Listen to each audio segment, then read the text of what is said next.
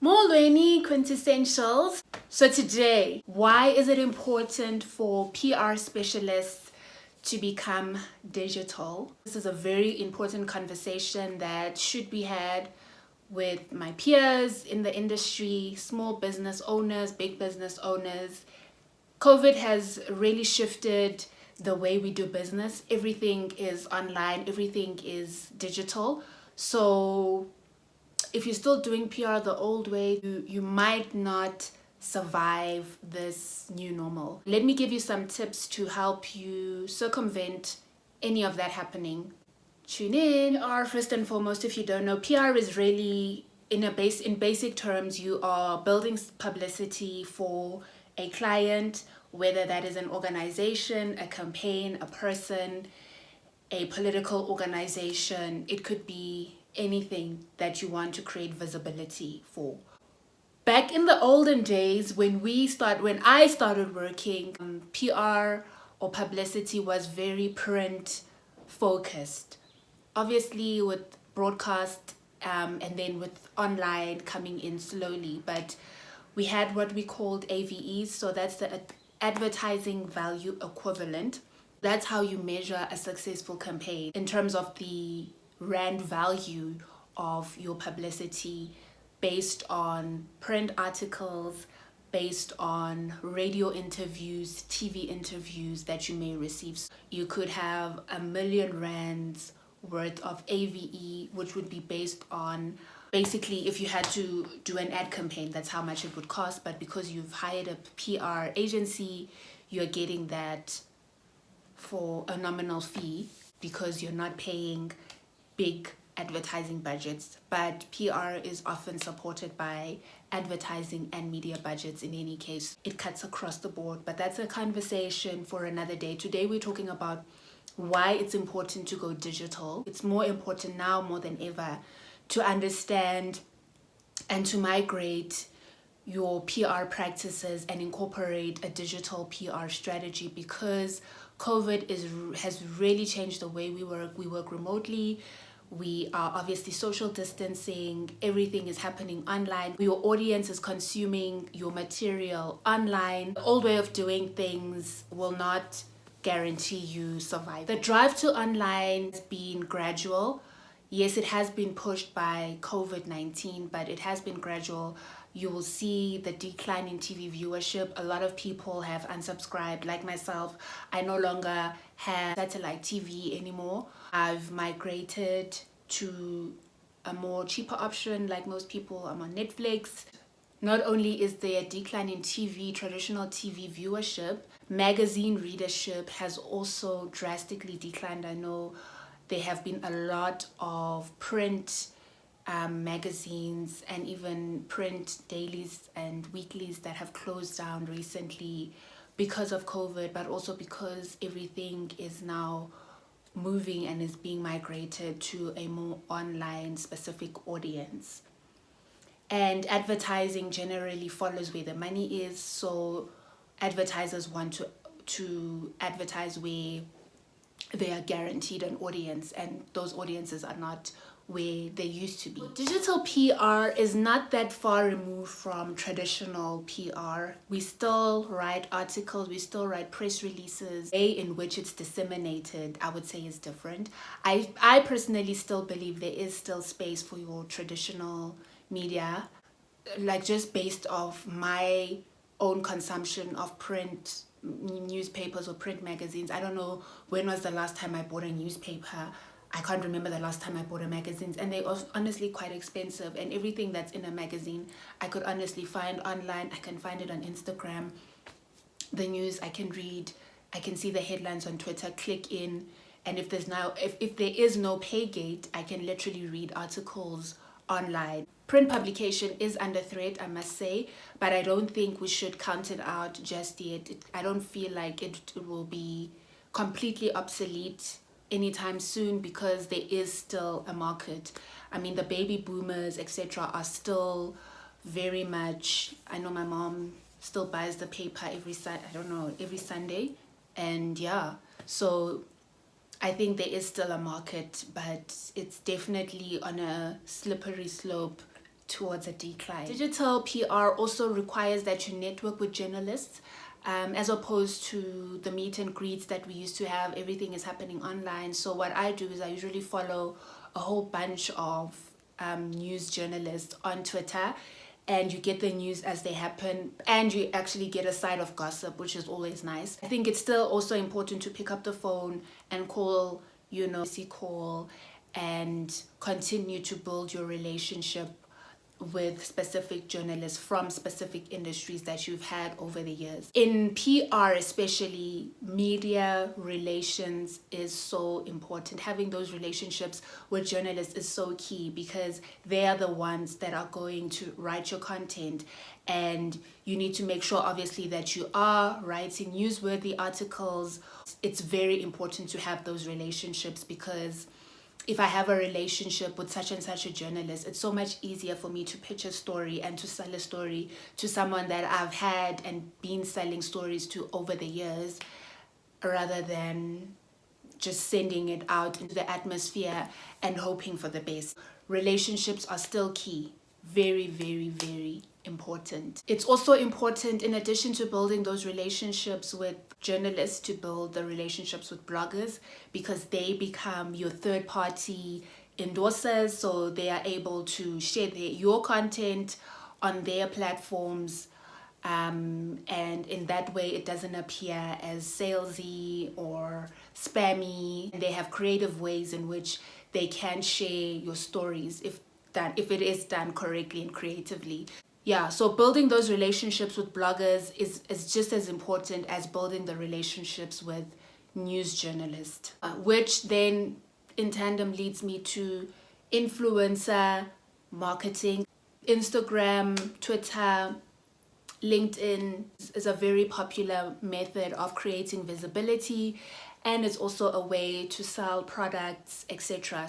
Building those relationships also with influencers, having an influencer database will definitely also help create visibility of your brand, help visibility of your business online. It's also another way to have ambassadors that are speaking on behalf of your business for you, but it has to be done right. Case in point, there was that toilet paper campaign, I think was it during lockdown, and personally, I just felt there was a disconnect between the influencers and how the brand was positioned.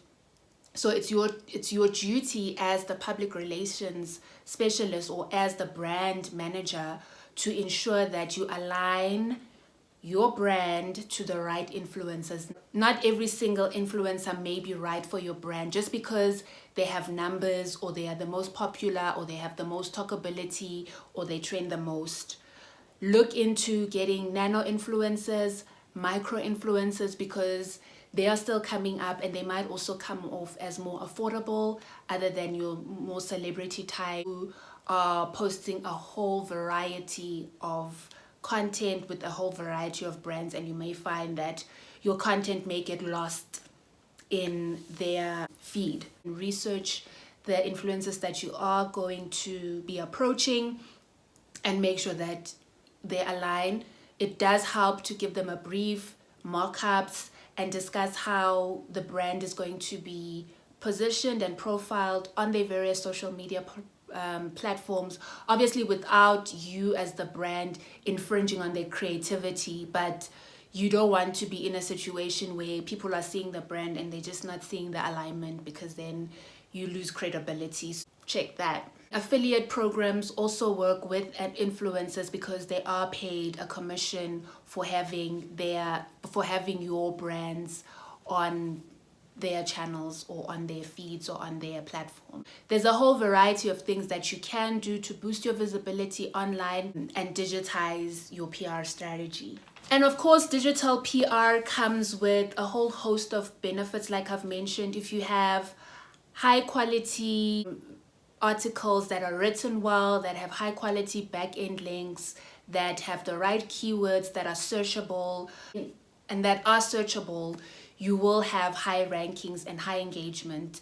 Ultimately, you want to drive people to where you house your content, which is your website. Even if you are on social media, Always make sure that your profile has your link to your website, because at the end of the day, you want to generate leads, you want to generate sales, and you want to generate awareness, and you want people to consume more of your content, so you're driving them to your platforms. Make sure that your website is up to date. I have content on how to write digital long form, so you can check out some of the videos that I've done on writing for your website, because that is very key in terms of engaging and digitizing your PR. Also, a digital strategy helps to boost trust. Like I'm saying, make sure that you are aligning with the correct people, you are aligning with the right influencers, your content is not plagiarized, it's well researched, and it's relevant and timely. If you're on the social media platforms, you are part of the conversation and you are building your share of voice. It's very important to not just be seen as self-promoting and always talking about your brand and what your organization is doing, but how do you fit into the global conversation of what's happening in your industry? That's why it's so important to provide. It's very important for you to be seen as transferring knowledge, providing information, providing material that is useful to your end consumer.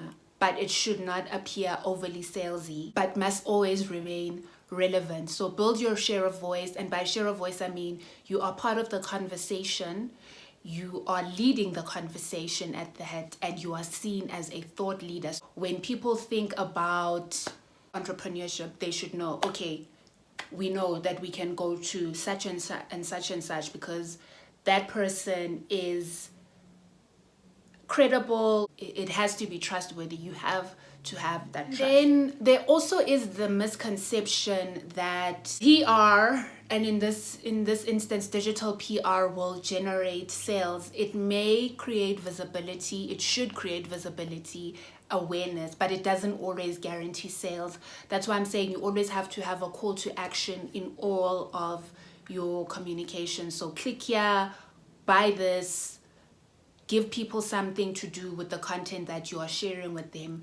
But it doesn't always necessarily mean that if you have this big PR campaign that it's going to generate sales. You still need the support, as I mentioned, of your sales team. You still need the support of your marketing team.